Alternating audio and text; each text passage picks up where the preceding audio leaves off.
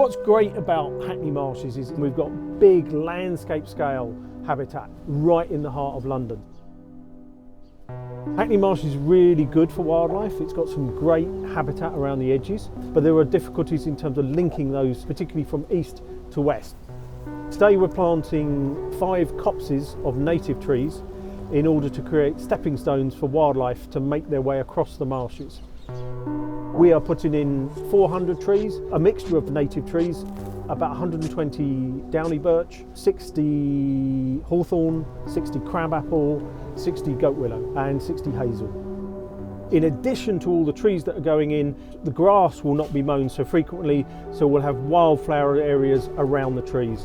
We'll add other elements, so we'll put in dead wood and other bits of habitat which will help specific species.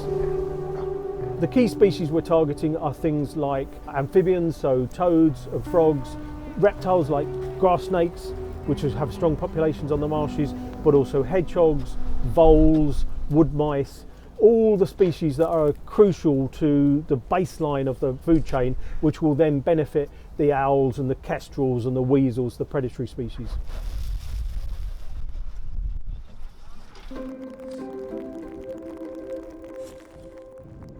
We're creating long grass areas and woodland areas to act as stepping stones for wildlife to make their way across from east to west or west to east. And these linkages are key for wildlife habitat. You can end up with habitat too isolated. The reason we're doing stepping stones rather than a continuous tree cover is so that we maintain the open aspect of the marshes, and so we don't change the character of the area, but we get the habitat that we need. They're Woodland Trust trees. They came free from the Woodland Trust, and effectively we've created a new 1 hectare nature reserve, or an extension to the existing Hackney Marshes site of importance for nature conservation, and we've done it for nothing but volunteer labour. Within 6 months you'll be able to see the baby trees coming through with their leaves.